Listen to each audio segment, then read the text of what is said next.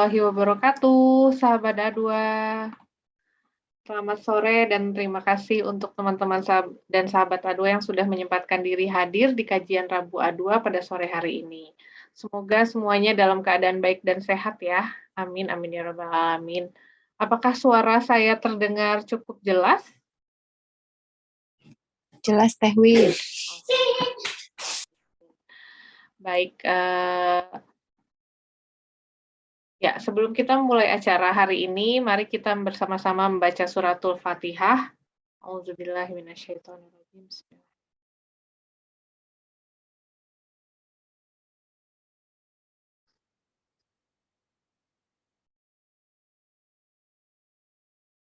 Amin amin ya rabbal alamin. Sebelumnya izinkan saya membuka majelis ini dengan mengucapkan bismillahirrahmanirrahim. Alhamdulillah, alhamdulillah, alhamdulillah. Innal hamdalillah nahmaduhu wa nasta'inu wa nastaghfiruhu wa na'udzubillahi min syururi anfusina wa min sayyiati a'malina. Asyhadu an la ilaha illallah wa asyhadu anna Muhammadan abduhu wa rasuluhu la nabiyya ba'da. Allahumma shalli ala sayyidina Muhammad wa ala ali sayyidina Muhammad.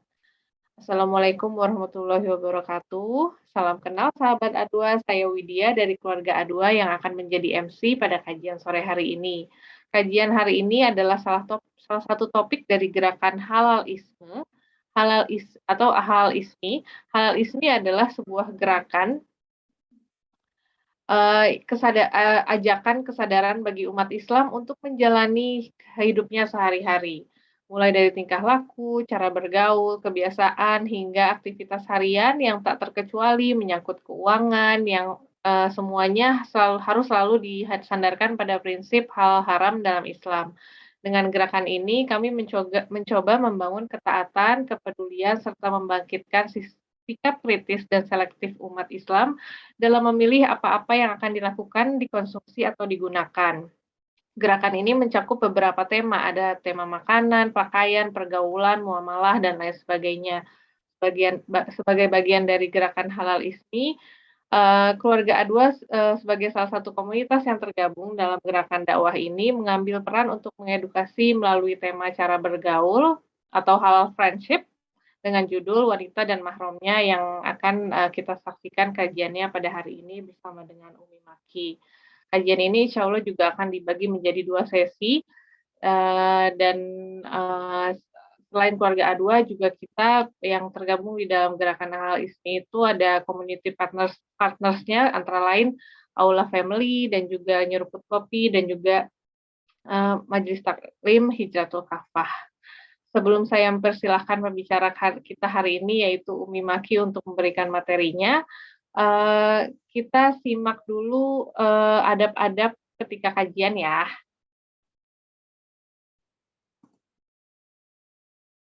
Ya,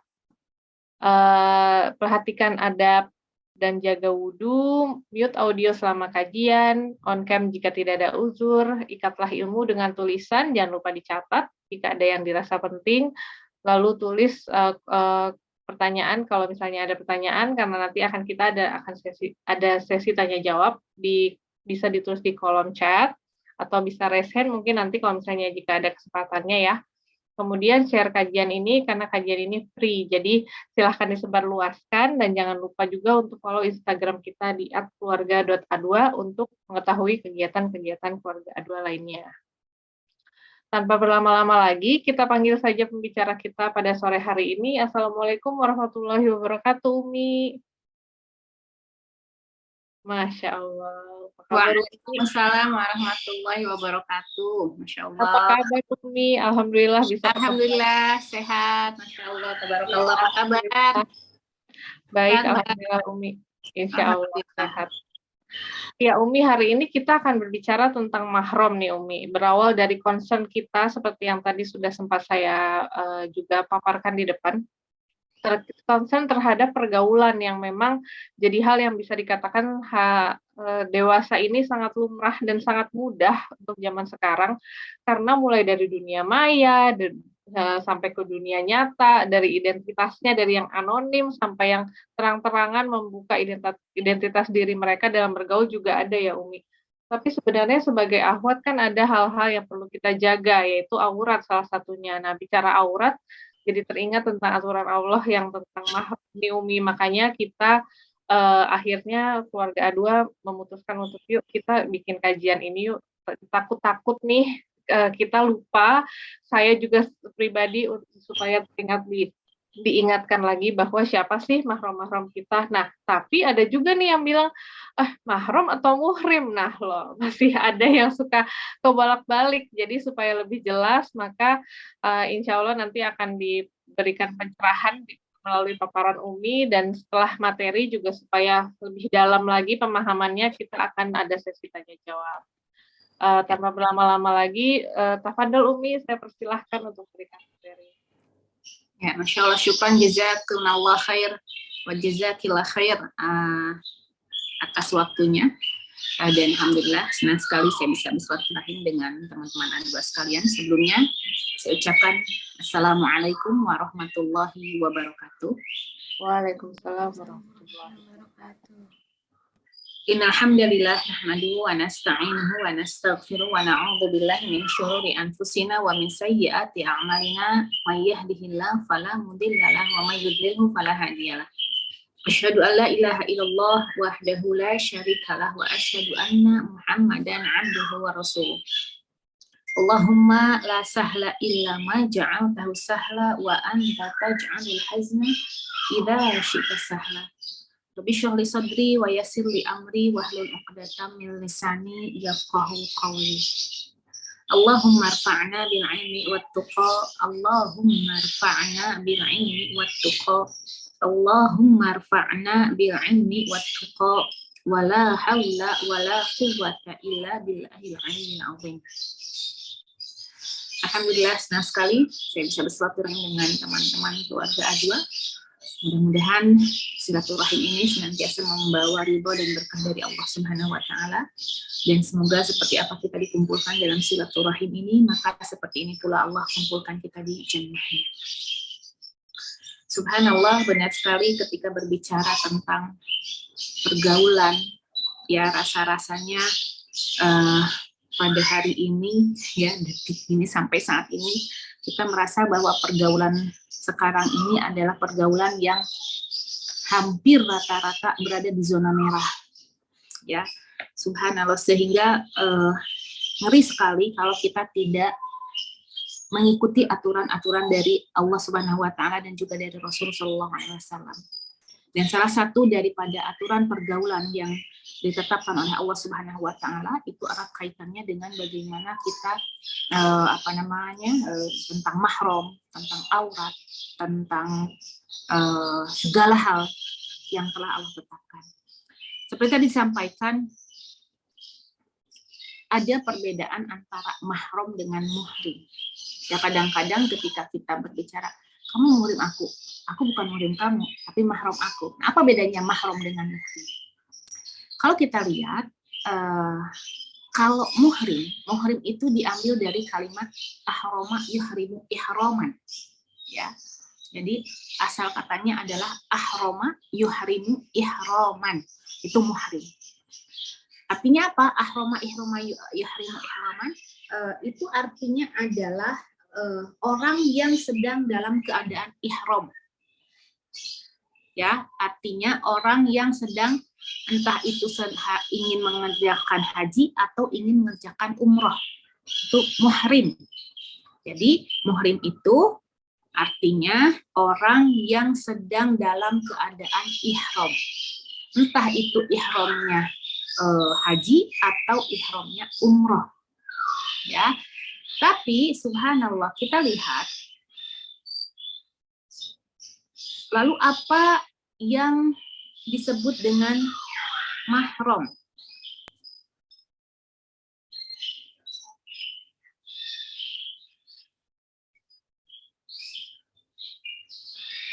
Nah, ini mahram.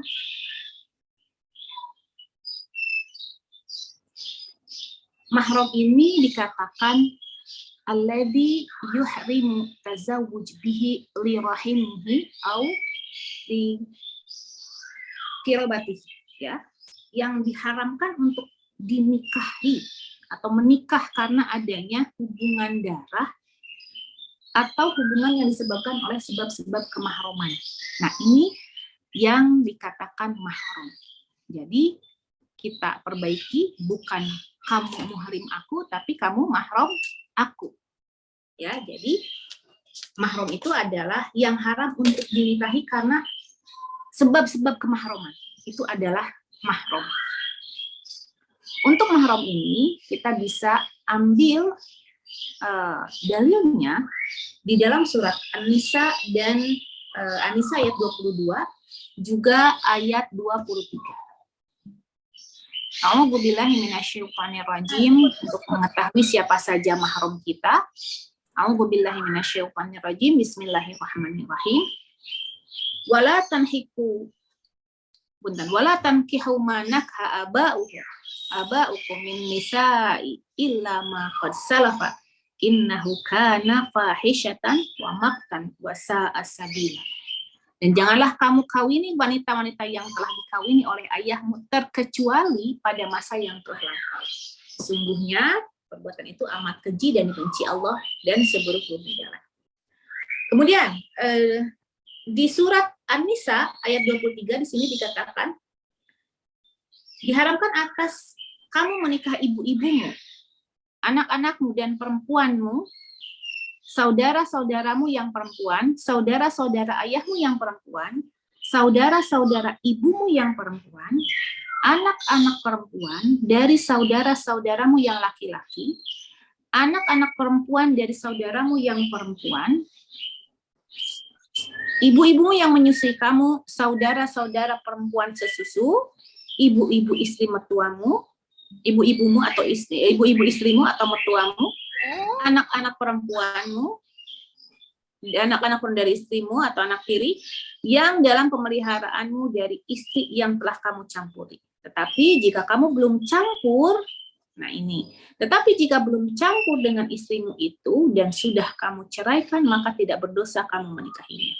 Dan diharamkan bagimu istri-istri anak kandung atau menantu, dan diharamkan mengumpulkan dalam pernikahan dua perempuan yang bersaudara kecuali yang telah terjadi masa lampau. Sungguh Allah Maha Mengetahui, Maha Penyayang. Subhanallah. Ini kalau kita lihat, subhanallah, dari sini saja, dari An-Nisa ini saja sudah bisa kita ketahui ya siapa-siapa saja mahram kita. Hanya saja kita tinggal ngebaliknya. Kalau itu kan tadi istri, karena posisinya kalau di sini posisi daripada laki-laki. Nah, kalau ini karena kita perempuan, mungkin saya hanya akan menyampaikan dari sisi kita sebagai perempuan, siapa saja mahram kita. Mahram ini ada dua macam, ada mahram mu'abbad, ada mahram mu'aqqad. Ya, ada mahram mu'abbad, ada mahram mu'aqqad. Dan mahram mu'aqqad ini pun terbagi menjadi ada mahram karena nasab. Mahram mu'abbad itu apa? Mahram mu'abbad itu mahram yang selama-lamanya mahram. Jadi tidak boleh sampai kapanpun menikahi mahram tersebut. Ya, penyebab kemahramannya itu ada karena nasab, ada karena pernikahan, ya, ada juga karena persusuan. Jadi ada mahram mu'abbad, ada mahram mu'aqqad. Kalau mahram mu'abbad tadi mahram yang selama-lamanya tidak boleh dinikahi. Lalu ada yang namanya mahram mu'aqqad. Apa itu mahram mu'aqqad? Mahram mu'aqqad itu mahram yang sementara. Ya, yang sementara. Jadi sewaktu-waktu bisa berubah orang tersebut tidak menjadi mahram kita lagi, ya. Itu mahram mu'aqqad, ya. Kita lihat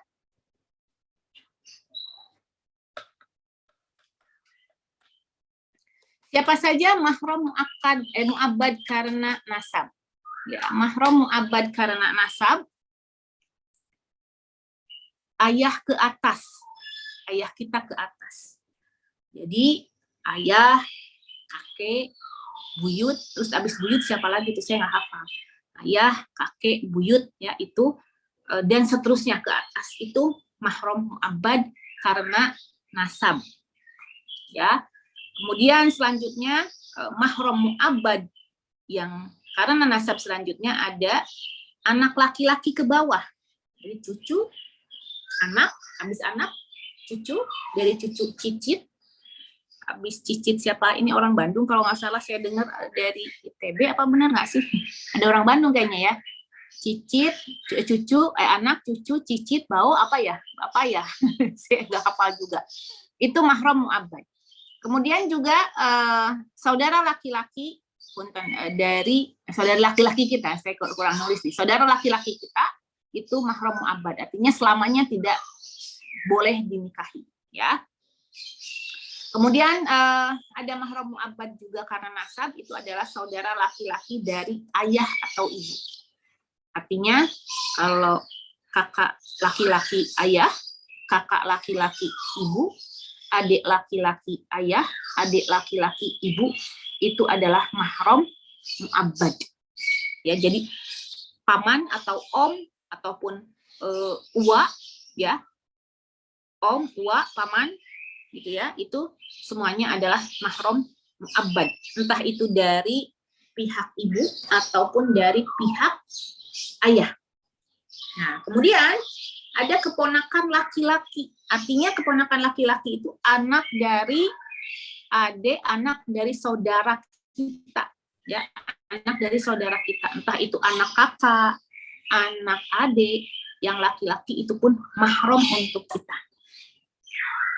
Jadi ini kalau kita lihat hanya beberapa ayah, ya, ayah ke atas, termasuk kakek, buyut, kemudian anak laki-laki ke bawah, termasuk cucu dan cicit, saudara laki-laki, kemudian saudara laki-laki dari ayah ataupun dari ibu, lalu keponakan laki-laki. Artinya punten, sepupu itu bukan mahram. Ya, sepupu itu bukan mahram. Sepupu itu anaknya siapa ya? Sepupu itu anaknya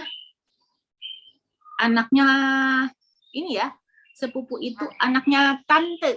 Ya, tante atau Ya, paman. anak tantenya, anak-anaknya tante. Nah, sepupu itu bukan mahram. Artinya ini di hadapan mereka, di hadapan ayah kita, di hadapan anak laki-laki kita ke bawah, ayah kita ke atas, di hadapan saudara laki-laki kita, di hadapan om dan tante kita, om kita, ya, uwa kita, om kita, paman kita yang laki-laki, kemudian keponakan laki-laki itu kita boleh, artinya boleh membuka punten aurat yang terbiasa digunakan untuk wudhu.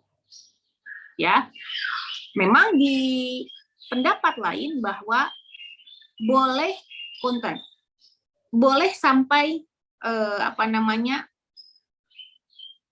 anggota yang terbiasa menggunakan perhiasan, ya.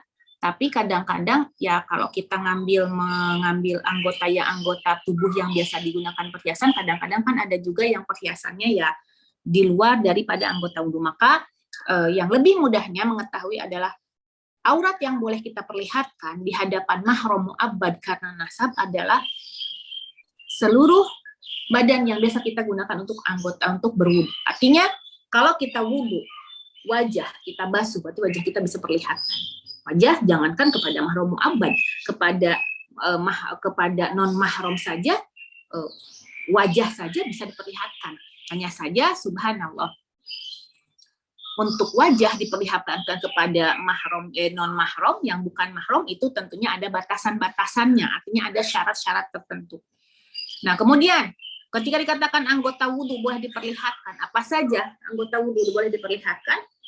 Yaitu kalau kita wudhu mengusap kepala, artinya rambut kita bisa perlihatkan. Ketika kita wudhu sampai sikut, artinya ini lengan bisa kita perlihatkan. Jadi hanya sampai sini, ya. Jadi nggak ada ceritanya, punten. Ketika kita dikasih lihat, karena nggak ada ceritanya wudhu sampai sini, nggak ada sampai sini, ya. Kemudian, nah kaki pun ketika kita mencuci kaki kan, kalau kita mencuci kaki hanya sampai mata kaki, artinya punten paha tidak boleh diperlihatkan. Ya, paling tidak ya mungkin hanya sampai setengah betis saja itu yang boleh diperlihatkan. Selain itu tidak boleh.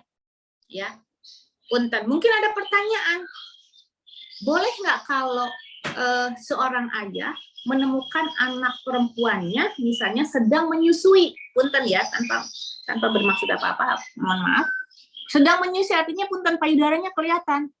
Ya, ini ada pendapat, kalau nggak salah Imam Syafi'i mengatakan untuk masalah itu dari pusar ke atas kepada ayah itu boleh diperlihatkan dengan tentunya dengan udzur, tidak sengaja, bukan diperlihatkan, terlihat tidak apa-apa. Hanya saja punten, seorang ulama berpendapat kalau kita ingin dikatakan sebagai perempuan yang mulia, maka tetap usahakan ketika menyusui pun jangan sampai terlihat oleh ayah. Maka punten miris sekali kalau sampai ada ibu ya yang punten ya menggunakan bra saja di depan anaknya misalnya. Itu punten, subhanallah. Walaupun ada pendapat mengatakan dari pusar ke atas itu buat anak, buat ayah itu tidak apa-apa, tapi punten, kita tinggal tanya diri kita sendiri, kita mau masuk ke dalam kategori mana? Mau masuk ke dalam kategori punten, mau masuk ke dalam kategori orang yang yang terhormatkah, atau maaf ya orang yang biasa-biasa saja. Kalau pengen dikategorikan ke dalam orang yang terhormat ya silahkan jaga aurat Anda walaupun di depan mahram mu'abbad Anda. Sampai mana batasannya? Sampai batasan anggota wudhu yang simpelnya, yang gampangnya. Ya, artinya rambut boleh terlihat, lengan hanya sampai sini, tidak sampai ketiak, kemudian sampai di atas mata kaki atau setengah betis itu dipersilahkan. Yaitu adalah mahram mu'abbad karena nasab. Kita lihat, ada namanya mahram mu'abbad karena pernikahan. Ya, mahram mu'abbad karena pernikahan. Mahram mu'abbad karena pernikahan itu suami daripada ibu, artinya bapak tiri. Sejak kapan suami daripada ibu itu dinyatakan sebagai mahram mu'abbad, mahram yang selamanya karena pernikahan? Sejak adanya akad nikah, syaratnya ya, syarat bahwa suami ibu, misalnya qadarullah, misalnya ada seorang ibu yang seorang ibu ditinggal suaminya, lalu misalnya setelah habis masa iddah menikah lagi dengan laki-laki yang lain. Nah, maka setelah itu dari sejak akad ya, saya terima nikahnya dan kawinnya itu ya, dari sejak akad itu, satu, dari sejak akad, dan yang kedua dari sejak tamkin. Apa itu tamkin? Dari sejak adanya hubungan punten intim antara ibu dan suaminya. Dari situ mulai Anda menjadi mahram mu'abbad, suami daripada ibu Anda. Jadi bukan hanya dari sekedar akad saja. Kalau belum tamkin, kalau belum ada hubungan suami istri, belum dikatakan sebagai mahram mu'abbad. Ya, tapi harus ada tamkin dulu, harus ada hubungan suami istri dulu. Itu baru dikatakan sebagai mahram mu'abbad. Artinya, seandainya punten, la samahallah, seandainya misalnya bercerai pun ya itu punten, itu tetap menjadi mahram mu'abbad. Gitu ya. Lalu kedua, anak dari suami atau anak tiri. Sama. Ini pun anak tiri pun sama, merupakan mahram mu'abbad dari sebab pernikahan. Mahram yang selama-lamanya mahram. Sejak kapan? Ya sama. Sejak ibu itu menikah dengan ayah daripada anak tiri tersebut. Sejak akad dilaksanakan dan sejak adanya tamkin. Sejak adanya hubungan suami istri antara dia dengan ayah daripada anak tiri tersebut, ya. Itu dikatakan sebagai mahram mu'abbad karena pernikahan. Jadi walaupun misalnya sudah bercerai, berpisah, jadi nggak satu kota, nggak satu tempat, tetap ya anak tiri itu menjadi mahram mu'abbad untuk ibunya, anak laki-laki tiri itu ya. Kemudian ayah dari suami, ya, artinya adalah mertua. ya. Ayah dari suami, artinya mertua. Ayah dari suami sampai kapanpun ayah dari suami itu merupakan mahram mu'abbad, ya. Ayah dari suami sampai kapanpun menjadi mahram mu'abbad. Artinya walaupun punten ada seorang istri, ada seorang pasangan suami istri bercerai, maka itu mertua si istri kepada ayah mertuanya, ya, ayah punten kepada ayah suaminya tetap menjadi mahram, si suami kepada ibu istrinya tetap menjadi mahram walaupun sudah bercerai. Jadi kalau misalnya dikatakan mantan mertua hanya sebutan saja, tapi untuk kemahromannya tetap dia menjadi mahram sampai kapanpun. Jadi nggak mentang-mentang sudah cerai sudah nggak jadi mahram, sehingga punten ya banyak hal-hal yang boleh dinikahi, tidak bisa, ya itu. Kemudian pun sama dengan menantu. Menantu pun sama, menantu itu merupakan mahram mu'abbad, mahram selama-lamanya. Jadi seandainya kita punya menantu, kita sudah dinyatakan sebagai orang tuanya, yang mana sudah menjadi mahram mu'abbad karena pernikahan. Lalu setelah sama Allah misalnya, na'udzubillah misalnya bercerai, ya tetap dia sebagai mahram mu'abbad kita, walaupun sudah bercerai, tidak boleh dinikahi atau tidak boleh menikah. Tadi ada ceritanya mantan menantu dengan mantan mertua menikah, nggak boleh, karena ini adalah mahram mu'abbad. Mu'abbad itu mahram ya. Mu'abbad itu diambil dari kalimat abadi, ya. Mahram mu'abbad itu diambil dari kalimat abadi, selama-lamanya. Abadi di sini artinya di dunia, ya. Selama-lamanya. Maksudnya selamanya dia walaupun sudah bercerai tetap menjadi mahram. Ya. Kita lihat ada mahram mu'abbad karena persusuan. Mahram mu'abbad karena persusuan. Nah, rumus untuk mahram mu'abbad karena persusuan ini seperti yang disampaikan di dalam hadis Aisyah radhiyallahu anha. Ini dikatakan ar-radha'ah tuharrimu ma tuharrimul wiladah. Ar-radha'ah tuharrimu ma tuharrimul wiladah. Menyusui, orang yang menyusui tuharrimu mahramnya sama seperti mahram wiladah, mahram yang dilahirkan, artinya mahram karena nasab. Nah, ini rumusnya. Jadi orang yang menyusui untuk mengetahui rumus ini kalau mahram persusuan itu gimana sih rumusnya? Rumusnya itu mahram persusuan sama dengan mahram nasab, ya, mahram nasab. Siapa saja? Nah, satu, ayah sepersusuan. Jadi ayah sepersusuan itu artinya suami daripada ibu susu kita. Kok ibu susu kita? Ibu susu orang tersebut. Kita menganyi sama orang lain, ya. Nggak tahu kalau teman-teman, kalau saya sama mama saya sendiri, ya. Ayah sepersusuan artinya suami daripada ibu susu. Ya, ayah sepersusuan atau suami daripada ibu susu. Itu mahram mu'abbad. Mahram mu'abbad. Sejak kapan? Nanti saya sampaikan syarat-syarat persusuan, mahram persusuan. Jadi satu, ayah sepersusuan ataupun suami ibu susu. Lalu yang kedua, ayah ibu susu ke atas. Sama kan kayak tadi kan, ayah ke atas. Cuman ada kalimat ayah ibu susu ke atas. Jadi ayahnya ibu susu ataupun kakek, lalu buyut, lalu ke atasnya kalau masih ada gitu ya. Kalau masih ada, itu mahram mu'abbad bagi persusuan. Lalu anak laki-laki ke bawah, anak laki-laki ibu susu ke bawah. Jadi anak ibu susunya, entah itu anak itu punten. Misalnya nih, ada ternyata qadarullah nih ibu susu nih nyusuin saya misalnya. Tapi anehnya nggak nyusuin anaknya yang dilahirkan. Misalnya sebabnya saat itu ketika dia melahirkan anak kandungnya, saat itu mungkin misalnya lagi sakit sehingga tidak memungkinkan untuk memberikan ASI kepada anaknya, tetap walaupun anak laki-laki kandung daripada ibu susu itu tidak menyusu, tetap kalau kita menyusu terhadap ibu tersebut, kita menjadi mahram mu'abbad anak laki-laki tersebut. Jadi kalau namanya anak kandung, kita tutup mata deh, mau nyusu mau enggak, tetap aja dia adalah mahram mu'abbad sepersusuan. Sampai mana? Sampai cucunya, cicit. Jadi ke bawah, sama kayak tadi kan, mahram mu'abbad karena nasab.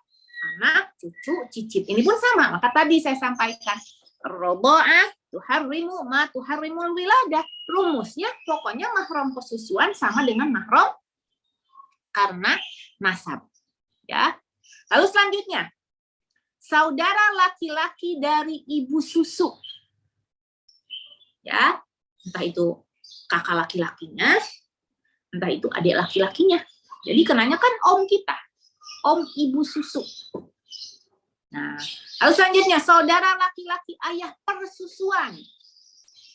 Jadi saudara laki-laki dari suami ibu susu. Ya, itu pun mahram mu'abbad. Lalu selanjutnya keponakan laki-laki sepersusuan. Ya, keponakan laki-laki sepersusuan. Jadi kita, ibu susu kita punya anak perempuan misalnya, atau punya anak laki-laki, anak laki-laki itu punya anak laki-laki. Nah, dia ponakan sepersusuan itu menjadi mahram mu'abbad. Ya. Lalu selanjutnya, nah tadi saya sudah sampaikan, semua anak laki-laki, semua anak laki-laki yang menyusu kepada ibu susu itu mahram mu'abbad kita.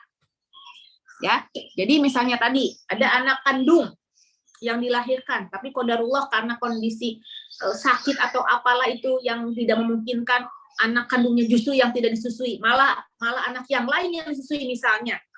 Setiap anak si A, si B, si C, anak laki-laki, mau anak tetangga, mau anak sahabatnya, mau anak siapapun itu, yang namanya anak yang disusui oleh ibu tersebut, maka menjadi mahram mu'abbad bagi kita. Artinya selama-lamanya haram untuk dinikahi.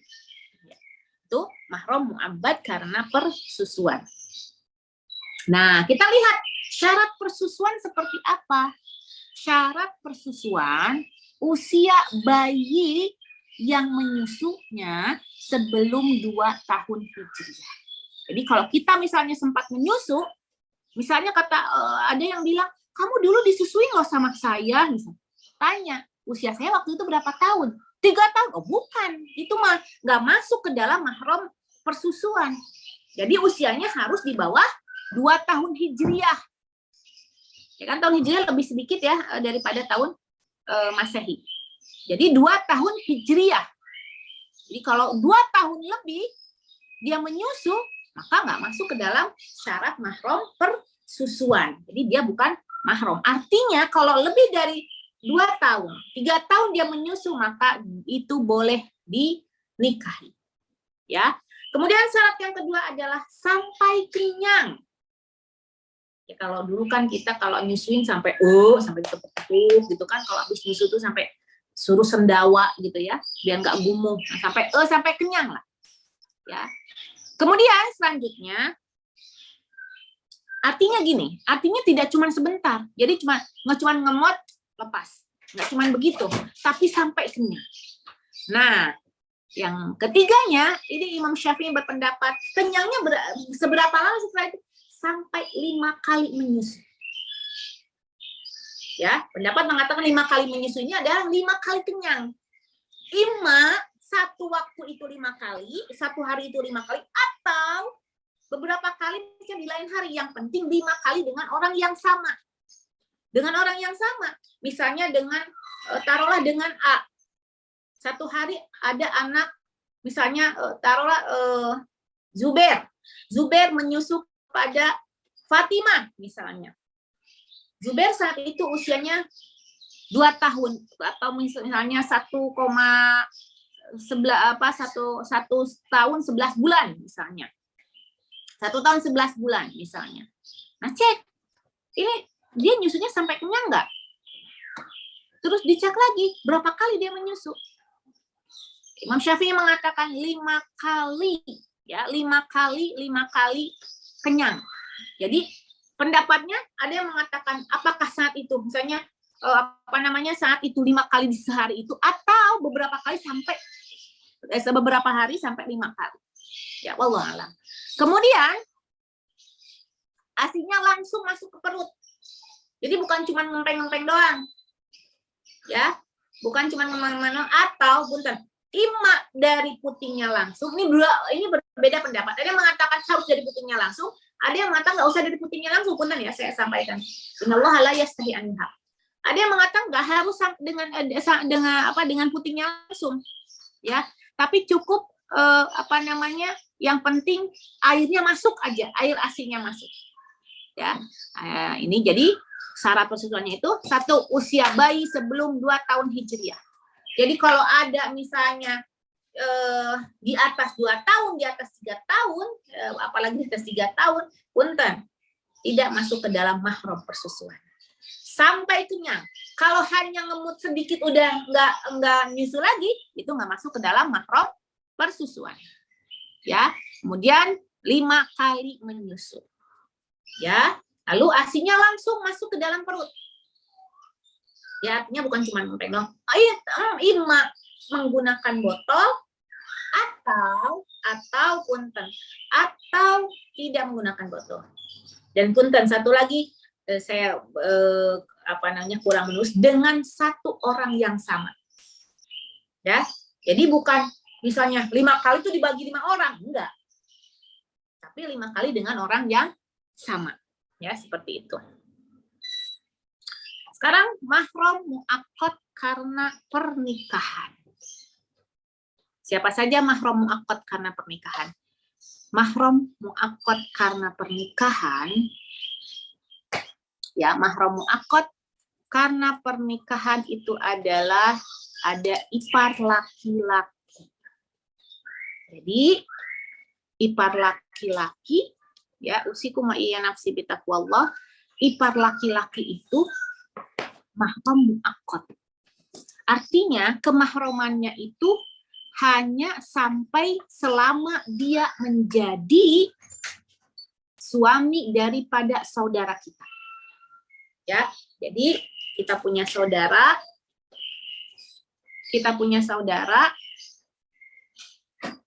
jadi kita punya saudara perempuan, lalu menikah dengan seorang laki-laki, maka sejak saudara kita melaksanakan akad nikah dengan laki-laki tersebut, sejak saat itu dia menjadi mahram muaqqad kita, mahram sementara kita. Sampai kapan? Ya, selama dia menjadi suaminya. Kalau misalnya bercerai, sudah bukan mahram muaqqad lagi. Artinya kalau sampai bercerai, perempuan itu boleh menikahi mantan suami daripada kakaknya. Kalau berani. Ya, subhanallah. Ya, subhanallah. Jadi sampai dia cerai. Selama belum cerai, dia merupakan mahram muaqqad. Ipar itu mahram muaqqad itu mahram sementara. Ya, sampai kapan? Sampai dia selama dia menjadi suami saudara kita. Nah, kemudian suami dari bibi. Artinya suami dari bibi ya dari paman ipar mungkin ya, kalimatnya paman ipar. Sama, itu pun sama. Sejak kapan? Sampai kapan? Sampai dia, selama dia menjadi suami daripada bibi kita, ya dia menjadi mahram muaqqad. Ya. Oh, kalau gitu berarti kalau udah cerai si suami bibi kita boleh dong nikah. Boleh, silahkan. Ya. Seperti itu, silahkan ya. Kemudian yang harus kita perhatikan, berbicara tentang ipar, untan usikum wa iya ya nafsi bitaqwallah. Hati-hati dengan ipar, sehingga Rasulullah Shallallahu Alaihi Wasallam sangat-sangat memberikan perhatian yang luar biasa tentang ipar. Apa kata Rasulullah Shallallahu Alaihi Wasallam? Iyyakum wadduhulu 'alan nisa. Hati-hati kalian kalau mau nemuin perempuan. Faqala rajul, lalu seorang laki-laki berkata, ya Rasulullah, afara'aital hamu, wahai Rasulullah, bagaimana menurutmu, bagaimana pandanganmu tentang hamu? Apa itu hamu? Hamu itu ipar. Apa jawaban Rasulullah SAW? Dengan tegas beliau mengatakan, alhamu al-maut. Alhamu al-maut, kata Rasulullah SAW. Subhanallah. Apa itu alhamu al-maut? Iparmu adalah kematianmu. Subhanallah. Jadi jangan mentang-mentang dia mah dia mah mahram akad kita, lalu kita bebas punten berduaan dengan ipar kita, nggak boleh. Jangankan berduaan, membuka kerudung saja tidak diperbolehkan kita. Nggak boleh kita membuka hijab kita di depan ipar, ya. Apalagi berduaan. Maka pantas kalau Rasulullah SAW mengatakan alhamu al-maut, katanya. Iparmu adalah kematianmu. Subhanallah. Sekarang coba cek, banyak nggak yang terjadi? Capai karena adanya punten hubungan antara seseorang dengan iparnya. Banyak. Na'udzubillah. Bahkan perzinahan, na'udzubillah. Perzinahan pun banyak terjadi antara seorang perempuan dengan iparnya. Maka pantas alhamu al-maut, kata Rasulullah SAW. Iparmu adalah kematianmu. Subhanallah. Punten, berbicara tentang ipar, ya, kan kadang-kadang ada kalanya kita tuh nginep rame-rame, ya bareng nginep itu satu keluarga, ataupun ada tamu yang nginep di rumah kita, ada keluarga yang nginep di rumah kita. Punten usikum wa iya nafsi bitaqwallah. Kalau bisa kita punya baju khusus yang tidak kita pakai, sehingga kalau ada saudara perempuan kita nginep di rumah kita, dia nggak pakai baju kita. Kenapa? Karena pernah terjadi. Ini saya bukan, artinya saya pengakuan dari seseorang kepada saya. Umi Maki gimana ya, katanya. Saya kan nginep di rumah kakak saya. Nah terus saya pinjam baju kakak saya. Dan suami kakak saya itu pulangnya malam-malam. Nah saya, karena kakak saya kamarnya cuma sedikit, akhirnya saya sama ponakan-ponakan, cuman dia punten ya, cuman punya 2 kamar untuk suami istri sama kamar buat anaknya yang perempuan yang besar. Akhirnya saya nginep di ruang tengahnya, tidur sama ponakan-ponakan yang kecil. Dan saat itu saya memang menggunakan baju kakak saya. Saya pakai kerudung, Umi, katanya. Tapi begitu suami kakak saya, ipar saya, dia bilang, ipar saya pulang malam-malam, kan dia bawa kunci sendiri, namanya rumah sendiri katanya. Tiba-tiba dia meluk dari belakang. Kenapa? Karena disangka dia adalah istrinya. Kenapa? Karena dia pakai baju istrinya. Nah ini terjadi. Punten. Terus dia bilang, saya ngomong nggak sama kakak saya. Terus gimana? Saya bilang, itu suami kakak kamu. Kaget juga katanya begitu ini. Panik juga, bingung juga. Nah itu, maka punten. Usahakan ada satu baju yang kita tidak pernah pakai. Supaya kalau ada keluarga datang, dia nggak pakai baju kita. Bukan itu kalau kayak saya kan bedakan ukuran badannya sama yang lain, tapi tetap kalau sekilas, kalau gelap-gelap tuh ya ngeri ya, maka punten hati-hati. Maka kembali lagi Rasulullah SAW mengatakan alhamu al-maut, hati-hati, tidak diperkenankan seorang ipar tinggal di rumah kita. Jadi kalau mau, karena kita posisinya perempuan, kalau mau ipar perempuan yang tinggal di rumah kita. Jadi adik perempuan suami kita. Kalau adik kita, adik laki-laki kita. Ya, karena ini peringatan daripada Rasulullah SAW, alhamu al-maut. Ya, kembali lagi, mahram mu'aqqad karena pernikahan itu ada ipar laki-laki, kemudian mahram mu'aqqad yang lain adalah suami daripada bibi. Ya, nah ini sama, mahram mu'aqqad sepersusuan. Mahram mu'aqqad sepersusuan itu mahram sementara yang sepersusuan. Sama ipar sepersusuan. Sama dengan yang tadi ya. Nih, sama dengan ini ipar laki-laki. Kalau suami dari bibi. Kalau ini dijatuhkannya ipar sepersusuan atau suami dari saudara sepersusuan. Ya.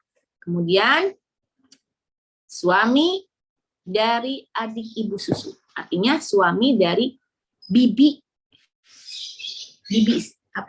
suami daripada bibi ibu sesusu. Itu sama. Itu pun mahram mu'aqqad. Ya. Jadi kalau suami dari saudara sesusu itu sudah bercerai, maka seandainya mau menikah itu diperbolehkan. Atau suami daripada bibi ibu sesusu itu bercerai, kalau mau menikah itu diperbolehkan. Karena namanya mahram mu'aqqad, ada batasannya. Sampai kapan? Selama laki-laki itu menjadi suami saudara sepersusuan atau selama laki-laki itu menjadi suami daripada bibi susu. Ya, seperti itu. Kemudian ada mahram mu'aqqad yang lain. Ada mahram mu'aqqad tanpa ada sebab pernikahan. Kembali lagi kita ulang. Apa itu mahram? Mahram itu adalah yang haram untuk dinikahi. Ya, mahram itu adalah yang haram untuk dinikahi. Itu mahram. Nah, ini ada mahram mu'aqqad tanpa ada sebab pernikahan atau persusuan. Siapa? Jadi mahram mu'aqqad tanpa ada sebab pernikahan ataupun sebab persusuan. Siapa saja? Satu, laki-laki kafir sampai dia masuk Islam. Kalau ada orang tertarik dengan laki-laki, ternyata laki-laki itu kafir, maka dia tidak boleh dinikahi. Sampai kapan? Sampai dia masuk Islam. Mahram mu'aqqad. Ya. Lalu selanjutnya, penzina sampai dia bertaubat. Ya, jadi tidak boleh seorang muslimah menikahi penzina selama penzina itu tidak bertaubat. Dan naudzubillah. Lalu selanjutnya, laki-laki yang sedang dalam keadaan ihram, tahalal itu tipe tuh, tahallul ya, harusnya tahallul biasa tipe nih ya. Jadi laki-laki yang sedang berihram dalam keadaan ihram, entah itu ihram haji ataupun ihram umroh, sampai kapan? Sampai dia tahallul. Jadi kalau misalnya ketemu misalnya di Mekah gitu ya, lagi umroh gitu, satu travel cinlok misalnya, tiba-tiba ujuk-ujuk ya selama itu tiba-tiba udah ujuk-ujuk ta'aruf langsung misalnya terbersit untuk menikah misalnya ya, boleh kapan? Nanti kalau sudah ihram, sudah tahallul. Selama dia belum tahallul maka tidak diperbolehkan untuk menikah. Jadi tadi satu, mahram mu'aqqad yang tidak tanpa sebab pernikahan dan tanpa sebab persusuan adalah satu, laki-laki kafir sampai dia masuk Islam. Yang kedua, penzina sampai dia tobat. Yang ketiga, laki-laki yang sedang berihram sampai dia tahallul. Punten ya, bukan tahalele ya. Tipe tahallul sampai dia tahallul. Lalu yang keempat adalah laki-laki yang punya istri 4 sampai menceraikan salah satunya. Jadi tidak boleh seorang perempuan menikah dengan laki-laki yang sudah punya istri 4. Jadikan aku yang kelima, nggak boleh. Nggak boleh, haram hukumnya. Karena batasan poligami itu maksimal 4 orang. Ya, maksimal 4 orang. Setelah 5 orang, karena punten sedikit saya berbicara tentang poligami, sedikit saja saya sampaikan. Ternyata subhanallah, Islam tidak datang dengan hukum poligami. Tapi Islam datang untuk memperbaiki poligami. Subhanallah. Islam datang untuk memperbaiki poligami. Maksudnya bagaimana? Jadi dulu, sebelum Islam datang, bukan hanya poligami, tapi poliandri. Poligaminya bukan cuma 4. Ada suami yang punya istri 10, ada suami yang punya istri 40, ada suami yang punya istri 15, itu udah biasa. Dulu sebelum Islam datang, di zaman jahiliyah itu punten ya, 4 mah dikit zaman jahiliyah tuh. Zaman jahiliyah tuh kalau istri 4 mah dikit. Ada yang 15, ada yang 20, ada yang 34 tuh banyak. Nah, subhanallah, Islam datang dibawa oleh Rasulullah SAW, maka saat itu Allah dengan syariat Islamnya menata hukum poligami. Jadi Rasulullah memerintahkan kepada para sahabat, kamu istrinya berapa? Oh, saya 20 ya Rasulullah. 20 berarti ceraikan berapa? 16. Ceraikan 16, sisakan 4. Duduk seperti itu. Kamu isinya berapa? Saya 15 ya Rasulullah misalnya. Oke, kalau gitu ceraikan 11, sisakan 4. Kamu isinya berapa? Saya 23 ya Rasulullah misalnya. Ceraikan berapa sok? 23 kurang 4 berapa cok? Sok ngitung. Nah, pokoknya intinya sisain 4 aja deh. Sisain 4. Saya misalnya 7 ya Rasulullah. Kalau gitu 7 berarti berapa? Sok. Ceraikan 7 4 berarti 3, sisakan 4. Seperti itu. Jadi pun wallahu a'lam, apakah mungkin keterbatasan ilmu kami, bacakah, mendengarkah, mencari tahukah, kami belum melihat ada hadis daripada Rasulullah mengatakan, istri kamu berapa sih? 1 ya Rasulullah, tambah lagi dong 2, nggak ada. Wallahu a'lam. Jadi ini berbicara tentang poligami. Bentar saya sedikit ke poligami karena itu di sini ada katanya mahram mu'aqqad itu adalah apa tadi saya sampaikan, mahram mu'aqqad itu salah satunya adalah seorang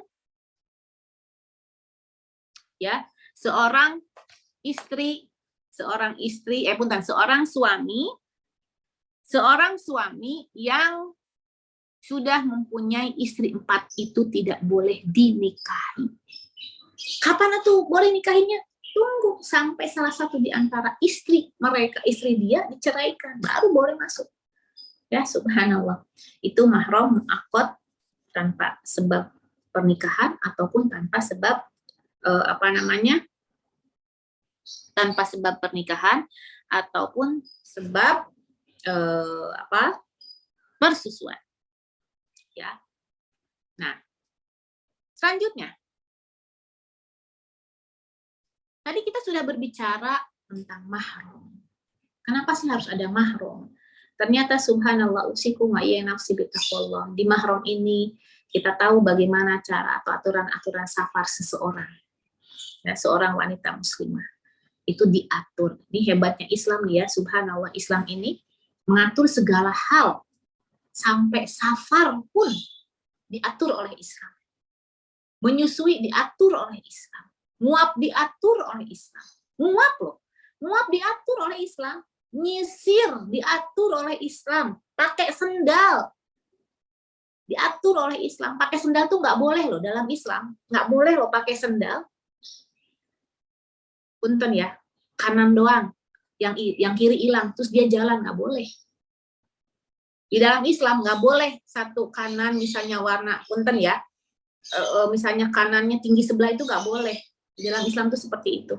Jadi saking indahnya Islam, segala hal yang ada dalam kehidupan kita itu diatur oleh Islam.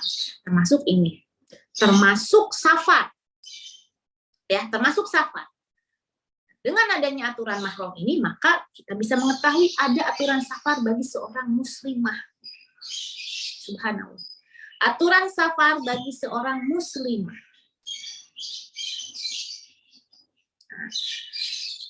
Harus dengan mahram. Ini pendapat dari Imam Hambali. Ya, pendapat daripada Imam Hambali. Apa di sini dikatakan dari Ibnu Abbas anin Nabi sallallahu alaihi wasallam qala la yakhluwanna rajulun bi imra'atin illa ma'adil mahram. Faqama rajul faqala ya Rasulullah imra'ati kharajat hajatan waktu bittu fi ghazwatin kada wa kada qala irja fa hujja ma imra'atik. Subhanallah. Ya, ini dikatakan dari Ibnu Abbas. Subhanallah, dari Ibnu Abbas radhiyallahu anhu, Nabi sallallahu alaihi wasallam mengatakan, jangan sekali-kali lelaki berduaan dengan perempuan kecuali ditemani mahramnya. Lalu seorang laki-laki bangkit seraya berkata, wahai Rasulullah, istriku berangkat hendak menunaikan haji, sementara aku diwajibkan untuk mengikuti perang ini dan ini. Lalu Rasulullah SAW berkata, kalau gitu kembali kamu dan pergi haji bersama istrimu. Padahal laki-laki itu mau apa coba? Mau berperang.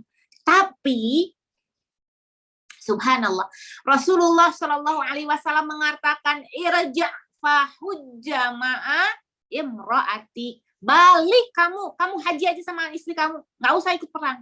Padahal perang juga hukumnya apa? Wajib. Tapi ketika Rasulullah mengetahui ada istri dari seorang sahabat hendak berhaji, Rasulullah mendahulukan untuk supaya laki-laki tersebut menemani istrinya haji. Ini Rasulullah tuh benar-benar sangat memuliakan kita sebagai perempuan. Bukan hanya karena mau berperang, subhanallah. Rasulullah, ingat Utsman bin Affan. Utsman bin Affan disuruh untuk apa coba? Menemani anaknya, menemani anak-anak daripada Rasulullah SAW untuk apa? Untuk karena sakit saat, ya subhanallah. Nah, kita lihat ini jadi kalau pendapat daripada Imam Hambali. Pendapat daripada Imam Hambali bahwa seorang perempuan mau kemanapun itu perginya, walaupun mau pergi haji tetap harus diikuti atau didampingi oleh mahramnya, apalagi di luar haji. Ini pendapat Imam Hambali. Karena beberapa pendapat ya, kita lihat pendapat yang lain. Dalil yang lain, subhanallah. Dalil yang lain daripada An-Nafi' an Ibni Umar. Anin Nabi sallallahu alaihi wasallam qala la tusafirul mar'ah salasan illa ma'adil mahram. La tusafirul mar'ah salasan illa ma'adil mahram. Ini masih pendapat Imam Hambali berarti ya, masih HR Ahmad, hadis riwayat Imam Ahmad Hambali. La tusafirul mar'ah salasan illa ma'adil mahram. Janganlah seorang wanita bepergian selama 3 hari kecuali dengan mahramnya. Ya, tuh. Lalu juga ada hadis lain juga mengatakan janganlah seorang wanita pergi haji kecuali bersama suaminya. Suami di sini artinya mahram. Ya, ini pendapat daripada Imam Hambali. Nah, kita lihat pendapat yang lain. Pendapat Imam Maliki dan Imam Syafi'i. Pendapat Imam Maliki dan Imam Syafi'i, subhanallah. Ternyata pendapat ini pun khusus untuk haji. Diperbolehkan tanpa disertai mahram. Khusus untuk haji. Pendapat Imam Maliki dan Imam Syafi'i. Ya. Kemudian ada syaratnya. Apa syaratnya? 1, aman dari fitnah. Aman dari fitnah. Artinya, aman daripada kemungkinan untuk berkhawat, untuk berbaur antara laki-laki dengan perempuan dalam satu ruangan, misalnya punten paduduaan Sunda ya. Itu yakin. Kemudian bukan hanya itu, tapi aman daripada bahaya. Ya. Lalu syarat selanjutnya disertai dengan teman wanita yang lain. Jadi nggak satu rombongan tuh dia cuma sendirian perempuannya, gitu. Jadi atau misalnya dari ininya cuma sendirian, dia nggak punya teman. Artinya dari kampungnya atau dari tempat tinggalnya dia cuma sendirian. Tetap harus ada temannya wanita yang lain. Itu menurut Imam Maliki dan Imam Syafi'i, perempuan yang mau haji boleh kok nggak disertai dengan mahram. Syaratnya tadi aman dari fitnah, aman dari mara bahaya. Kemudian disertai dengan teman wanita yang lain. Ya, ini ada hadis daripada Adi ya, kalau nggak salah ya, daripada Adi ya. Di sini dikatakan, bainana ana indan Nabi sallallahu alaihi wasallam idza atahu rajulun fashaka ilaihi qafilah thumma atahu akhar fashaka ilaihi qat'as sabil faqala ya Adi hal ra'aital hirah, wahai Adi, katanya ya Adi hal ra'aital hirah, wahai Adi. Jadi satu saat ada seorang ketika Adi sedang bersama Rasulullah Shallallahu Alaihi Wasallam, seorang sahabat, tiba-tiba ada seorang laki-laki datang mengeluhkan keluh kesahnya karena dia fakir. Lalu datang kepada Adi, orang itu berkata kepada Adi, wahai Adi, kamu tahu nggak? Ya subhana, wahai Adi, kamu tahu nggak Hira? Katanya. Lalu Adi menjawab. Lalu Ali menjawab, kultu lam aroha fakot unbi tu anha, katanya. Aku nggak pernah melihatnya, cuman aku pernah mendengar unbi tu anha tuh, mendengar kabar tentang Hira. Lalu di sini dikatakan qala fa in tallat bika hayatan, kalau kau diberi umur yang panjang, subhanallah, lataraina, kamu akan melihat, subhanallah, seorang wanita pergi ke Hira mengendarai seorang diri, subhanallah, dari Hira pergi ke kota Mekah dengan kendaraannya sendiri tanpa dia takut dengan satu apapun. Ya, ini hadis yang mengatakan, dalil yang mengatakan kenapa Imam Syafi'i dan Imam Syafi'i dan Imam Maliki memperbolehkan seorang perempuan haji seorang diri. Nih, adanya ini artinya nih ya. Ketika aku sedang bersama Nabi Shallallahu Alaihi Wasallam, tiba-tiba seorang laki-laki datang. Beliau mengeluhkan kefakirannya. Kemudian ada lagi seorang laki-laki yang mendatangi beliau mengeluhkan para perjalanan.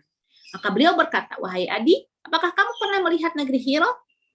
Aku menjawab, belum pernah aku melihatnya, tapi aku pernah mendengar beritanya. Beliau berkata, seandainya kamu diberi umur panjang, kamu pasti akan melihat seorang wanita yang mengendarai kendaraan berjalan dari Hira hingga melakukan tawaf di Ka'bah tanpa takut apapun kecuali takut kepada Allah. Ya, jadi subhanallah. Jadi ini bukti atau dalil bahwa untuk seorang perempuan diperbolehkan pergi ke mana? Ke Mekah atau untuk berhaji. Haji dalam hal itu juga masuk ke dalam umroh jika tadi aman dari fitnah, ya. Lalu tadi apa? Aman dari mara bahaya. Lalu selanjutnya ada ditemani oleh orang lain. Ya, ini mungkin teman-teman yang berkaitan dengan mahram, entah itu mahram mu'abbad, mahram mu'aqqad, kemudian konsekuensinya, sebagian daripada konsekuensinya mungkin nanti kalau untuk lebih jelasnya bisa mungkin di antara teman-teman kalau ada yang mau ditanyakan silakan. Baik, alhamdulillah rabbil alamin, jazakillahu khairan khasiro, Umi, masya Allah ya, ternyata banyak juga yang sepertinya saya pribadi baru tahu, oh ternyata gitu toh ternyata. Sama yang tadi yang aturan-aturan juga pakai sendal kanannya apa, kirinya apa, itu juga baru tahu, Umi. Sementara sekarang banyak yang warna-warni beda-beda ya, Mbak. Betul, banyak banget yang justru jadi tren kan sekarang, memang. Iya. Itu perlu menggali ilmu lebih dalam ya supaya tidak terjebak dengan modernisasi zaman sekarang seperti itu. Betul. Insya Allah kita masuk ke sesi pertanyaan sekarang, tanya jawab. Ini sudah ada 2 orang yang raise hand. Aku kasih kesempatan dulu ke yang raise hand ya. Nanti yang setelah raise hand nanti baru saya akan insya Allah akan bacakan yang di chat. Kepada Mbak Feni Oktarini, silahkan tafadhol Mbak, di-unmute. Assalamualaikum warahmatullahi wabarakatuh. Waalaikumsalam warahmatullahi wabarakatuh. Bismillah. Umi mau tanya, tadi untuk mahram mu'abbad, kan Umi bilang suami ibu mahram mu'abbad. Nah, anak dari bapak tiri juga mahram mu'abbad. Yang saya ingin tanyakan, saya tuh pernah dengar, jadi ketika menikah nih ya, si ibu ini bawa anak, si bapak ini bawa anak, ini bukan, jadi anaknya bukan mahram yang saya tahu. Gitu. Ya. Jadi misalnya, benar atau tidak? Ya, si ibu bawa anak, si bapak bawa anak. Anak ibu sama anak si bapak bukan mahram. Bukan ya? Bukan. Tapi anak ibu sama bapaknya mahram. Anak bapak sama ibunya mahram. Nanti kalau keduanya mempunyai anak hasil dari dua itu ke kanan mahram, ke kiri mahram. Jadi yang maksudnya mahram di sini ini apa? Ini kan ditulisnya anak tiri, ini anak yang bawaan dari bapak kah atau gimana? Umi Jadi masih gini. bingung saya. Oke. Jadi taruhlah Zubair duda bawa satu anak. Ya. Lalu Fatimah janda bawa satu anak. Ini misalnya Rugoya, anaknya Zubair Rugoya, anaknya Fatimah misalnya Hansa. Punten, anaknya Fatimah misalnya Ahmad. Ahmad dengan siapa tadi? Rugoya. Ahmad dengan Rugoya itu tidak mahram. Kami Ahmad dengan Ruqayyah tidak mahram. Tapi kalau sudah tadi syaratnya sudah, kalau ini Zubair dengan siapa tadi saya bilang Fatimah ya. Zubair dengan Fatimah menikah, akad, syaratnya sudah akad. Setelah akad sudah terjadi hubungan suami istri. Dari sejak saat itu Zubair mahram kepada anaknya Fatimah. Fatimah menjadi mahram kepada anaknya Zubair. Tapi kalau antara anak Fatimah dengan anak Zubair, bawaan masing-masing tidak menjadi mahram. Bawaan sendiri-sendiri. Mahramnya kapan? Ketika Zubair dan Fatimah menghasilkan anak, maka anak yang tengah itu ke kiri mahram, ke kanan mahram. Oh ya, bisa dipahami. Iya. Terima kasih Umi. Sama-sama. Alhamdulillah, makasih Mbak Feni. Sebelum saya ke Teh Astria, saya ke chat dulu ya. Ini ada pertanyaan, keponakan laki-laki itu mencakup baik keponakan dari adik atau kakak laki-laki maupun adik dari atau kakak perempuan kita ya Umi? Ya, seluruh keponakan. Seluruh keponakan. Entah itu anak daripada kakak laki-laki, anak daripada kakak perempuan, anak daripada adik perempuan, anak daripada adik laki-laki. Seluruh keponakan asli, ya, itu masuk kepada mahram mu'abbad. Mahram mu'abbad itu mahram yang selama-lamanya itu tidak boleh dinikahi. Baik, oke, alhamdulillah. Selanjutnya pertanyaan dari Teh Astria, silakan Teh. Assalamualaikum warahmatullahi wabarakatuh, Umi. Waalaikumsalam warahmatullahi wabarakatuh. Jadi ini saya nanyanya tuh tadi yang mengenai mahram mu'aqqad.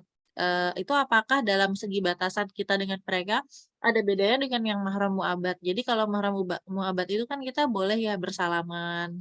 Terus kayak misalnya dalam satu rumah kita nggak pakai kerudung misalnya.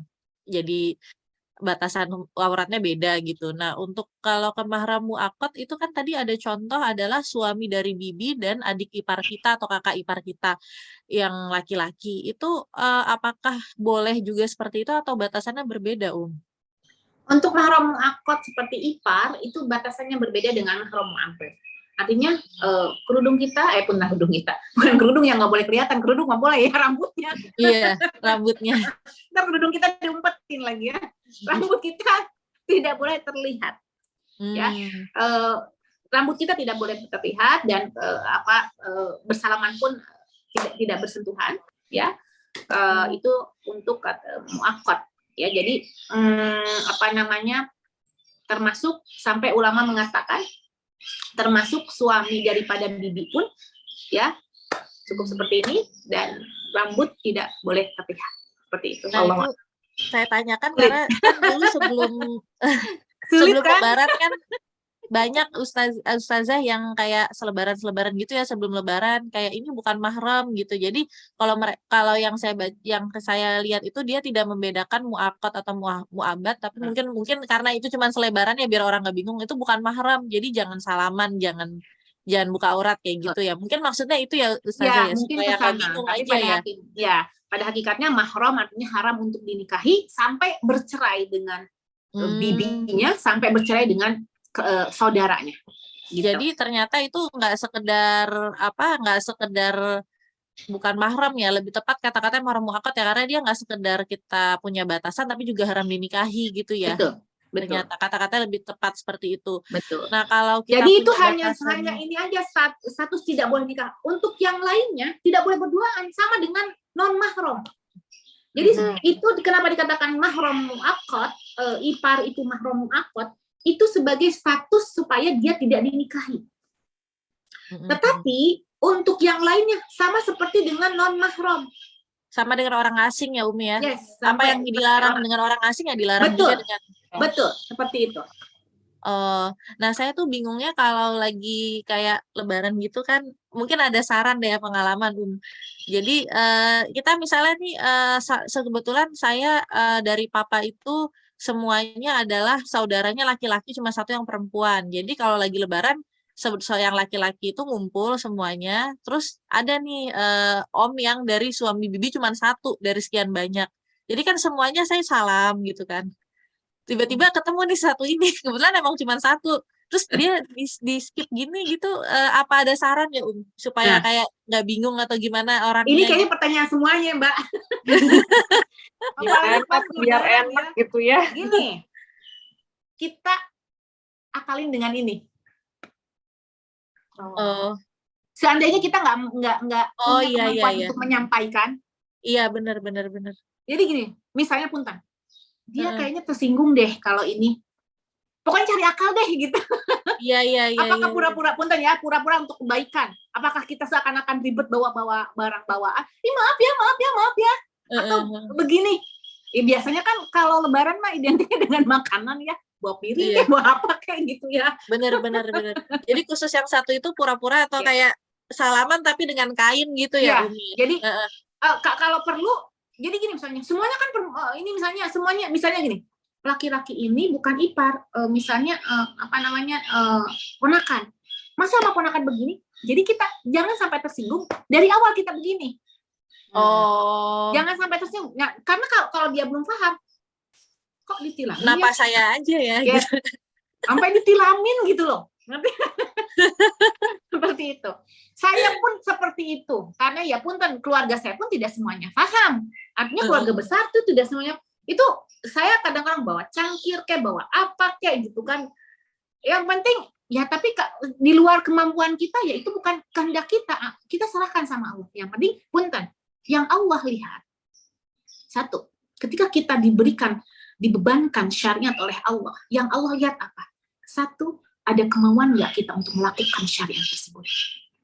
Yang kedua, ada ikhtiar nggak untuk mengerjakan syariat tersebut? Satu, kemauan. Setelah itu apa? Ikhtiar. Hasil kita serahkan sama Allah.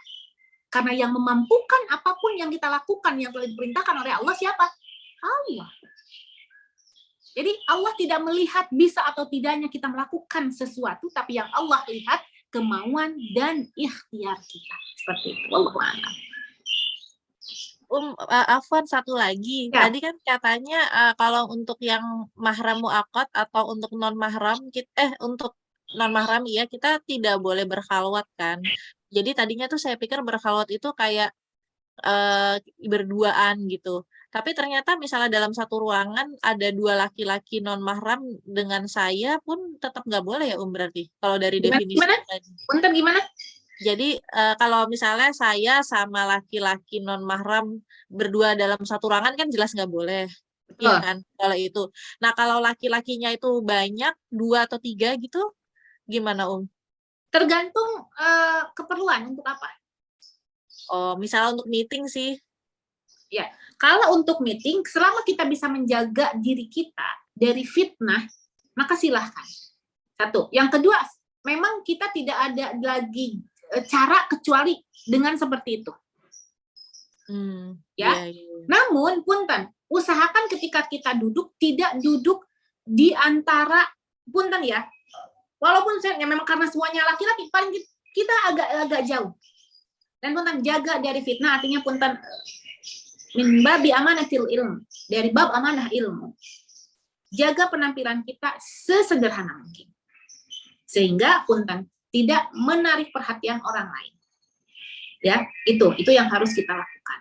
Karena karena ada pendapat ketika tidak ditemukan seorang perempuan yang memang harusnya yang penting ada laki-laki yang lain yang artinya tidak berduaan. Seperti itu. Dan punten posisi kita duduk kita harus perhatikan pula. Seperti itu. Wallahu a'lam.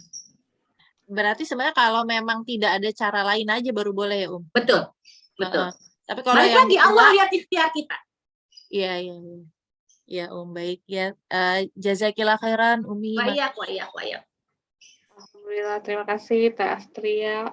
Selanjutnya ini saya juga ada pertanyaan dari Jang Japri ke saya nih Umi. Oh ya Umi, tadi sebelumnya kan berarti kalau berduaan itu tidak boleh ya. Nah, ada kondisi di mana misalnya di kantor nih Umi, kita lagi siap-siap mau sholat asar misalkan. Tiba-tiba ada satu orang ikhwan gitu datang, Mbak, jamaah ya. Nah, itu boleh atau enggak Umi? Ada yang bilang enggak boleh, ada yang bilang boleh. Gimana tuh Umi? Tidak boleh. Oh, tidak boleh. Baiknya silahkan duluan aja Silakan Pak. aja. Kalau misalnya ternyata tapi misalnya ada 5 orang gitu, itu nggak Boleh. apa-apa? Nggak apa-apa. Kata walaupun ada 3 orang silahkan. Kalau berduaan tidak. Oke, baik. Selanjutnya ini ada pertanyaan, kalau si bayi, ini yang tentang persusuan Umi. Kalau si bayi laki-laki, sedangkan ibu persusuannya punya anak kandung perempuan, mereka mahram atau enggak? Mahram. Mahram berarti ya. Betul. Ya, terus sama ini, suami punya adik perempuan, kemudian adik tersebut punya suami, berarti ipar, gimana ya? Iya, ipar. Tetap ya ipar ya, tetap ipar sih jatuhnya ya. Itu tetap berarti mahram muakkad juga ya. Jadi adik suami punya ini. Punya suami, adiknya suami perempuan nih. Kemudian dia punya suami. Berarti mahram. Adik suami punya suami, taruhlah fulana adik suami perempuan. Iya, perempuan. Lalu punya suami. Nah, ini posisinya gimana? Posisinya karena ini tidak ada hubungan, wallahu alam, karena tidak ada hubungan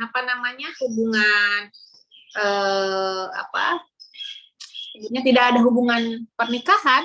Ini ada yang berpendapat bahwa ini tidak masuk ke dalam mahram muakkad. Karena bukan ipar dari suaminya. Artinya kalau yang melarang menikah dengan dia itu apa? Karena dia punya suami. Bisa dipahami nggak? Oh, karena dia yang melarang kan tidak ada poliandri. Jadi yang melarang itu bukan karena dia suami daripada adik suami, bukan, tapi karena orang ini punya suami. Seperti itu. Baik. Ya, ini karena kita bicaranya mahram yang memang haram dinikahi gitu ya. Ya. Kalau ini kondisinya karena bukan istri daripada suami daripada adik adik, bukan seperti itu. Oke, baik. Nah, kemudian pertanyaan selanjutnya, mahram mu'abbad karena nasab yang sedang dijelaskan tadi itu dilihat dari perspektif perempuan. Kalau untuk perspektif laki-laki berarti tinggal dibalik aja atau gimana? Iya, itu pas dengan surat An-Nisa ayat 22 dan 23. Itu langsung itu sangat jelas untuk itu. Tinggal dibalik-balik saja. Ya, berarti sebenarnya kalau yang laki-laki jadi jatuhnya lebih udah kelihatan jelas banget ya. Betul. Dibanding yang perempuan. Oke, pertanyaan selanjutnya, Assalamualaikum Ustazah, apakah ayah dari sepupu adalah mahram? Yang kedua, apakah semua yang dipanggil uwa itu mahram? Ayah dari sepupu berarti itu kakaknya orang tua kita kalau gitu kan? Orang tua kita, iya. Itu mahram. Ya, kakak kandung berarti kan? Itu orang tua. Ya, mahram. Apakah semua uwa itu mahram? Tergantung kalau uwanya uwa beneran gitu kan. Adik kakaknya ibu, kakak kandungnya ibu, kakak kandungnya ayah itu uwa beneran ya. Itu mahram mu'abbad. Tapi kalau uwa-uwaan nanti. Gitu. Nah, ini juga ada pertanyaan lagi, apakah kakak misan dari orang tua itu mahram? Kakak misan apa? Kakak misan, kakak sepupu ya kalau nggak salah ya. Oh, kakak sepupu tidak mahram. Orang tua ya, berarti pokoknya semua yang sepupu tuh bukan mahram gitu ya, Umi. Betul. Baik, oke, kita coba scroll ke bawah lagi. Nah, ini ada yang tentang safar. Assalamualaikum Umi, apabila kita pergi safar bermalam, kemudian safar dengan beberapa keluarga teman, masing-masing bawa suami istri, apakah boleh di dalam satu villa dan dipisah bagian laki-laki di kamar bawah dan wanita di kamar atas atau gimana Umi? Boleh, kalau dipisah silahkan. Sangat dipisah. Justru Akan itu lebih yang baik lagi dipisah areanya mungkin ya Umi ya. betul. Benar-benar pisah villanya gitu ya. Ya, dipisah, ya misalnya kadang-kadang kan satu villa kamarnya besar-besar, misalnya hanya ada 2 kamar, misalnya. Satu Ya. kamar untuk perempuan semua, satu kamar untuk laki-laki semua, itu silahkan. Ya, tapi kalau misalnya nyampur sampai ya punten selang-seling, yang penting suami istri ya itu nggak boleh. Nggak boleh ya. Bahaya itu, bahaya. Hai. Ini selanjutnya ada lagi, Masya Allah ini pertanyaannya banyak banget, memang sepertinya bab mahram itu memang butuh pemahaman lebih ya. Assalamualaikum Umi Afwan, izin bertanya, bagaimana hukumnya seorang wanita yang belum menikah menuntut ilmu di luar kota atau luar negeri sendirian tanpa ada mahramnya? Ya. Bismillahirrahmanirrahim. Kalau kita lihat daripada Rasulullah SAW, sepeninggalan beliau kan meninggalkan istri-istri, ya. Beliau wafat meninggalkan istri-istri beliau. Yang mana tentunya istri-istri beliau kan dikatakan sebagai ummahatul mukminin yang tidak boleh dinikahi oleh sahabat. Itu kenapa dikatakan ummahatul mukminin? Itu sebagai tanda bahwa siapapun yang sudah menjadi istri Rasulullah tidak boleh dinikahi oleh sahabat. Tidak boleh dinikahi oleh siapapun. Nah, untuk kebaikan, ya, kita ngambil pendapat ulama yang membolehkan. Kalau pendapat ulama yang melarang, tadi Imam Hambali. Sudah jelas itu. Tidak boleh bepergian selama 3 hari kecuali dengan mahram. Haji pun tidak boleh harus dengan suami. Itu Imam Hambali. Tapi pendapat imam yang lain memperbolehkan mengambil hadis yang tadi. Yang di awal tadi. Ya, saya kembali. Mengambil hadis yang ini nih. Yang Adi. Ya. Yang Adi yang katanya, satu saat kamu akan melihat seorang perempuan berjalan dari Hira menuju kota Mekah sendirian tanpa takut kepada apapun kecuali Allah. Ngambil dari dalil itu. Kemudian juga sepeninggalan Rasulullah itu kan mempunyai istri yang mana tentunya tidak mungkin istri tersebut diam di rumah terus. Sementara ummahatul mukminin itu tidak bisa menjadi istri suami yang lain. Jadi mahram mereka hanya ayah-ayah mereka, adik-adik mereka, kakak-kakak mereka, paman-paman mereka. Ya kan? Mahram mereka itu. Maka disimpulkanlah untuk kondisi yang baik, untuk kondisi yang perbuatan yang soleh, maka dipersilahkan asal syaratnya aman dari fitnah, aman dari bahaya. Punten, istri Rasulullah itu beberapa istri Rasulullah itu melakukan perjalanan haji setelah Rasulullah wafat. Sementara saat itu dari kota Madinah ke kota Mekah tuh jaraknya tuh bisa lebih dari 400 kilo. Dan mereka setelah meninggal Rasulullah, mereka pun berhaji. Artinya untuk menuntut ilmu kan hukumnya wajib. Ya, apalagi terlebih ilmunya ilmu syariat. Maka kalau memang baiknya ada mahram, tapi kalau ternyata tidak ada mahram, paling tidak yakin tadi yang 3, aman dari fitnah, aman di perjalanannya, ya. Kemudian juga apa tadi? Kalau ada yang menemani perempuan dipersilahkan. Seperti itu. Wallahu a'lam. Baik, jadi itu juga mungkin balik lagi ya Umi. Jadi mungkin niat kita benar-benar diniatkan untuk benar-benar mencari ilmu gitu ya. Dan subhanallah, yang paling penting ketika kita melepas seorang anak, yakinkan bahwa anak itu mencintai Allah. Kalau anak itu mencintai Allah, apapun yang akan dia lakukan tentu akan dia kaitkan dengan Allah. Satu. Yang kedua, tanamkan di dalam diri anak tersebut mencintai sholat. Karena sholatlah yang akan menjaga dia dari perbuatan keji dan munkar. Seperti itu. Allah. Masya Allah. Balik lagi, jadi akidahnya harus kuat dulu ya Umi ya. Oke, selanjutnya Assalamualaikum Umi, bagaimana bila kita qadarullah ada keperluan harus pergi sendiri pakai Gokar atau Gojek sehingga hanya berdua saja dengan driver, apakah ada solusinya bila tidak diperbolehkan? Bismillahirrahmanirrahim. Untuk keadaan darurat kembali lagi itu adalah pilihan terakhir. Ya, artinya benar-benar kita nggak bisa ngajak orang yang dari rumah untuk ikut dengan kita, nggak mungkin.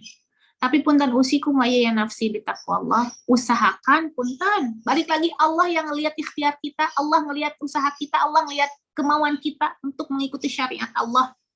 Taruhlah Gojek misalnya, GoRide ya. GoRide kan itu boncengan. Iya. Ya. Kita minta di note kalau bisa perempuan bisa loh. Ya, artinya dia akan nge-cancel sendiri. Kalau memungkinkan. Tapi kalau tidak memungkinkan, usikum wa iya nafsi bitaqwallah, usahakan jangan terlalu berdempetan. Tapi tetap yang paling baik adalah menghindari itu semua. Cari cara lain, jangan juga memudah-mudahkan. Subhanallah. Saya teringat dengan seorang istri daripada Nabi Musa. Istrinya Nabi Musa itu seorang yang sangat pemalu. Sehingga ketika satu saat istrinya Nabi Musa itu kan dulunya tuh beliau seorang penggembala. Beliau seorang penggembala sehingga satu saat ketika menggembalakan ternaknya hendak mengambil minum, ternyata subhanallah didapatinya banyak laki-laki juga yang sedang mengambil minum untuk binatang ternaknya. Karena saking banyaknya laki-laki, padahal itu laki-laki bukan cuma berdua loh, cuma bukan satu, banyak. Kalau orang zaman sekarang ya udahlah ngambil aja. Tapi untuk istri Nabi Musa saat itu sebelum menikah dengan Nabi Musa hanya terdiam nunggu sampai laki-laki nggak ada di sana. Sehingga Nabi Musa ngelihat istrinya istrinya itu belum jadi istri saat itu, ngelihat perempuan ini gimana sih perempuan ini kan katanya gembala, sampai bertanya sama perempuan itu, wahai engkau seorang perempuan, bukankah engkau ingin mengambil air untuk binatang ternak? Kenapa nggak ngambil katanya? Apa kata perempuan itu? Karena di sana banyak orang, banyak laki-laki, sementara ayahku sudah tua. Cuma cukup begitu. Nggak mau ngambil. Tapi subhanallah, akhirnya apa? Diambilkanlah oleh Nabi Musa. Saking malunya itu istri Nabi, saking menjaga kehormatannya. Padahal bukan tempat tertutup kok bisa kok dia ngambil, tapi saking menjaga kehormatannya, subhanallah dia tidak lakukan itu. Bahkan singkat cerita, ketika istrinya Nabi Musa, ya sebelum dia jadi istri, dilaporkan bahwa Nabi Musa mengambilkan air untuk binatang ternaknya, dilaporkan kepada ayahnya Syuaib, ya bukan Nabi Syuaib, seorang soleh namanya Syuaib. Kepada Syuaib berkata, wahai bapakku, ada seorang laki-laki yang membantu aku mengambilkan air untuk ternakku ketika banyak laki-laki mengambil air. Terus bapaknya si perempuan itu minta, Syuaib namanya, bukan Nabi Syuaib, bapaknya minta, kalau gitu panggil laki-laki itu. Akhirnya si perempuan itu ketemu lagi dengan Nabi Musa, tahu apa yang dilakukan? Kan Nabi Musa kan nggak tahu rumahnya perempuan itu. Yang tahu rumah perempuan itu siapa? Ya perempuan itu. Yang jadi perempuan itu, yang jadi petunjuk jalan harusnya siapa? Si perempuan itu. Posisi petunjuk jalan biasanya di depan apa di belakang? Di depan. Ini di belakang. Nabi Musa di depan, perempuan itu di belakang. Saking dia jaga kehormatannya, tidak mau dia terlihat oleh yang bukan mahram. Ada pakaiannya rapi. Tahu gimana coba? Nabi Musa di depan, petunjuk jalannya di belakang. Lah kita ngambek kali kita, gimana sih gitu kan? Tahu bagaimana cara mengetahui Nabi Musa arah rumah dia. Ini perempuan yang cerdas, yang soleh, yang tepat. Dia ambil batu. Kalau harus belok kanan, dia lempar batu ke kanan. Belok kiri, lempar baru batu ke kiri. Lah kita, subhanallah. Jadi usikum wa iya nafsi bitaqwa. Silahkan selagi kita bisa mengikhtiarkan semaksimal mungkin. Ingat, yang Allah lihat kemauan kita, ikhtiar kita untuk mengikuti syariat Allah. Tapi punten tentunya yang tahu kita mengikhtiarkan kemampuan kita adalah antara kita dengan Allah. Seperti itu. Wallahu a'lam. Masya Allah ya, ternyata memang pokoknya yang penting dari kitanya usaha dulu, niatkan dulu untuk mengikuti syariat apa yang sudah ditetapkan oleh Allah. Dan tidak mempermudah. Ya, kemudian nanti tidak memudah-mudahkan. Insya Allah. Masya Allah, ini pertanyaannya masih banyak, tetapi karena kita insya Allah ada part 2-nya teman-teman, jadi insya Allah nanti mungkin bisa ditanyakan di part 2, insya Allah Rabu depan, Rabu mendatang. Jadi bagi yang masih punya pertanyaan, boleh di-keep dulu pertanyaannya, nanti ditanyain lagi. Terus, alhamdulillah juga tadi beberapa pertanyaan yang masuk, mudah-mudahan bisa memberikan pemahaman yang lebih dalam lagi ya, kepada apa yang sudah dipaparkan oleh Umi Maki. Dan karena seperti sudah dikatakan bahwa akan ada part 2, jadi sepertinya untuk sesi hari ini kita bisa sudahi dulu sampai di sini. Tapi sebelum ditutup, mohon doanya Umi untuk semuanya kita yang ada di sini dan umat muslim pada umumnya. Bismillahirrahmanirrahim. Nastaghfirullah, nastaghfirullah, nastaghfirullah. Alladzi la ilaha illa huwal hayyul qayyum wa natubu ilaihi. Nastaghfirullah alladzi la ilaha illa huwal hayyul qayyum wa natubu ilaihi. Nastaghfirullah alladzi la ilaha illa huwal hayyul qayyum wa natubu ilaihi. Alhamdulillahi rabbil alamin. Alhamdulillahi rabbil alamin. Allahumma salli ala Muhammad wa ala ali Muhammad. Allahumma ighfir lil mu'minina wal mu'minat wal muslimina wal muslimat al ahya'i minhum wal amwat. Allahumma ighfir lana wa liwalidina warhamhum kama rabbawna shighara. Allahumma ahyina bil iman wa amitna bil iman wa akhrijna min hadhihi dunya ma'al iman. Ya muqallibal qulub, ya muqallibal qulub, tsabbit qalbana ala dinik. Ya muqallibal qulub, tsabbit qalbana ala ta'atik. Ya muqallibal qulub, tsabbit qulubana ala syari'atik. Allahumma a'inna ala dzikrika wa syukrika wa husni ibadatik.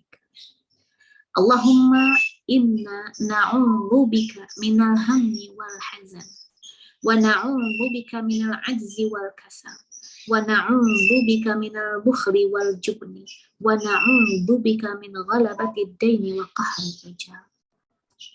Ya Allah, ya Rahman, ya Rahim, siapapun yang mengaminkan doa kami ini, ya Rabbana, jadikanlah mereka perempuan-perempuan terhormat, perempuan-perempuan yang mencintaimu dan kau pun mencintainya, ya Allah, ya Rahman, ya Rahim.